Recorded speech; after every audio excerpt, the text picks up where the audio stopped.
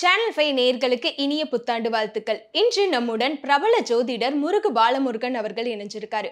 அவரிடம் இந்த வருடம் எப்படி இருக்க போது 12 ராசிகளுக்கான ராசி பலன்களையும் கேட்டு தெரிஞ்சுக்க போறோம். வணக்கம் சார். வணக்கம். சார், இந்த 2025 எப்படி இருக்க போது? 2025 பொறுத்த வரைக்குமா, அதாவது இந்த 12 ராசிகளுக்கு பலன்கள் பார்க்கின்ற பொழுது நவ கிரகங்களை ஒட்டி தான் நம்ம பலன் சொல்றோம். நவகிரகங்களை ஒட்டி பலன் சொல்கின்ற பொழுது பிரதான கிரகங்களுடைய சஞ்சாரங்கள் ஒவ்வொரு அமைப்புகளை வைத்து தான் பலன் சொல்றோம். ஒரு ராசியில அதிக காலம் தங்கக்கூடிய கிரகமா இருக்கிறது சனி பகவான். இந்த சனி எந்த ராசியில இருக்காரு, ஒரு குறிப்பிட்ட ராசிக்கு எந்த ஸ்தானத்துல அந்த சனி சஞ்சரிக்கிறாரு, இதெல்லாம் ஒட்டி தான் பலன் சொல்றோம். இப்போ இந்த 2025 பொறுத்த வரைக்கும், அதாவது உலகமெங்கும் பழக்கத்தில் இருக்கக்கூடிய பஞ்சாங்கன்னு சொல்லக்கூடிய திருக்கணித பஞ்சாங்கப்படி பார்த்தீங்கன்னா, சனி பகவான் ஆரம்பத்தில் கும்பராசியில் இருந்தாலும் 29/3/2025 பிறகு மீனராசிக்கு போய் மீனராசியில் கடைசி வரைக்கும் சஞ்சரிக்கிறார். அதே மாதிரி ஆண்டுகோள் என வர்ணிக்கப்படக்கூடிய குரு பகவான் பார்த்தீங்கன்னா, திருக்கணித பஞ்சாங்கப்படி உங்களுக்கு பார்த்தீங்கன்னா ஆரம்பத்தில் ரிஷபராசியில் சஞ்சரிச்சுட்டு 14/5/2025 பிறகு மிதுன ராசியில் சஞ்சாரம் செய்ய இருக்கிறார்.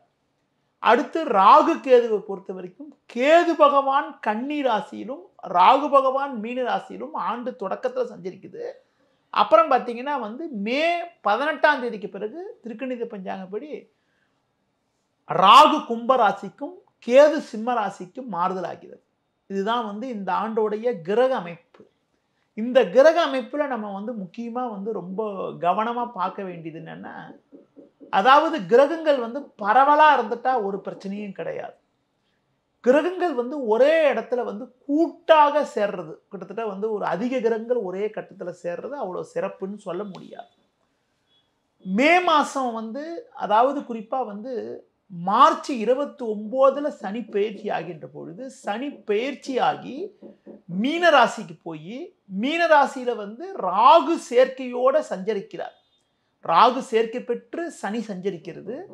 அங்கேயே கிட்டத்தட்ட இன்னொரு 3-4 கிரகங்கள் வருது. செவ்வாய், குரு, கேதுவை தவிர மீது எல்லா கிரகமே 6 கிரக சேர்க்கை உங்களுக்கு மீன ராசியில மார்ச் 29, 30, 31 அங்கே அந்த நாளில் ஏற்படுது. அப்புறம் பார்த்தீங்கன்னா மே ஏப்ரல் ஃபர்ஸ்ட் வீக் வரைக்கும் கிட்டத்தட்ட ஒரே இடத்துல 5 கிரகங்கள் சேருது. அது மட்டும் இல்லாமல் பார்த்தீங்கன்றால் சனி ராகு 2 பேருமே பார்த்தீங்கன்னா 29/3/2025 18/5/2025 வரைக்கும் கிட்டத்தட்ட ஒரு குறிப்பாக ஒரு 1.5 மாத காலங்கள், 1.5 மாதம் சொல்கிறதோட ஒரு 50 நாள் கிட்ட 2 பேரும் சேர்ந்து மீனராசியில் சஞ்சரிக்கிறாங்க. இந்த மாதிரி சனி ராகு 2 பேரும் ஒரே கட்டத்தில் போய் சேர்றது, அதுவும் ஜலராசியில் போய் சேர்றது ஒரு சில இயற்கை சீற்றங்கள், ஒரு தேவையில்லாத ஒரு நெருக்கடிகள், ஒரு பொருளாதார நெருக்கடிகள்லாம் கூட ஏற்படுறதுக்கான ஒரு சாத்தியக்கூறுகள் உண்டு. 2020 ஒரே இடத்துல கிட்டத்தட்ட உங்களுக்கு 6 கிரகங்கள் சேரும்போது தான் நாட்டில் கொரோனான்ற ஒரு பாதிப்பு வந்துச்சு. அதே மாதிரி இந்த வருஷத்தில் கிட்டத்தட்ட உங்களுக்கு 6 கிரகங்கள், குறிப்பாக ஒரு 5 கிரகங்கள் மீன ராசியில் சேருது. இந்த மீன ராசியில் 5 கிரகங்கள் உங்களுக்கு இந்த ஏப்ரல் மாதம் மார்ச் 29 ஏப்ரல் 15 வரைக்கும், அப்புறம் பார்த்தீங்கன்னா மே 18 வரைக்கும் ராகுவும் சனியும் ஒரே கட்டத்தில் சேர்ந்துருக்கிற காரணத்தினால அந்த நேரத்தில் மக்கள் அதிக நபர்கள் ஒரே இடத்துல கூடுறதை தவிர்க்கிறது போன்ற விஷயங்களில் கொஞ்சம் கவனமாக இருக்கணும். கடல் சார்ந்த பகுதியிலே சில இயற்கை சீற்றங்கள் ஏற்படுறதுக்கான வாய்ப்புகள் உண்டு.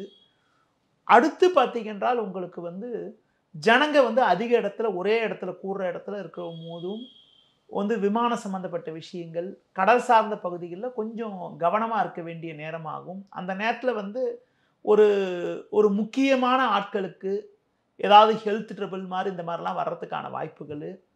அடுத்து மக்களுக்கே பார்த்தீங்கன்னா ரொம்ப ஒரு டிப்ரெஷனை சந்திக்கிறதுக்கான ஒரு வாய்ப்புகள் உண்டு. நான் நெகட்டிவாக சொல்லணுன்றக்காக சொல்லலை, ஒரே இடத்துல 4-5 கிரகங்கள் சேருதுன்ற காரணத்தால் சொன்னேன். இது 2025 5ஆம் ஆண்டுக்கான ஒரு பொது பலன்கள். அந்த ராகு கேது பயிற்சி ஏற்பட்டு போச்சுன்னா மே 18க்கு பிறகு ராகு கேது பயிற்சி ஏற்பட்டுடுச்சுன்னா அப்புறம் வந்து ஓரளவுக்கு வந்து ராகு கும்பத்துக்கு வந்துருவாரு, மீனத்துல குரு சனி இருப்பாரு. அப்போ வந்து ஒன்றும் பிரச்சனை கிடையாது. இந்த 50 நாட்கள் தான் கொஞ்சம் காம்ப்ளிகேட்டடான நேரம். அந்த 50 நாட்கள் வந்து ரொம்ப எல்லாருமே ரொம்ப ஒரு கவனமா இருக்க வேண்டிய நேரம்னு சொல்லலாம். உங்களோட பொன்னான நேரத்தை எங்களுக்காக ஒதுக்கி தெளிவா விவரிச்சிருக்கீங்க சார். ரொம்ப நன்றி. ரொம்ப நன்றிம்மா.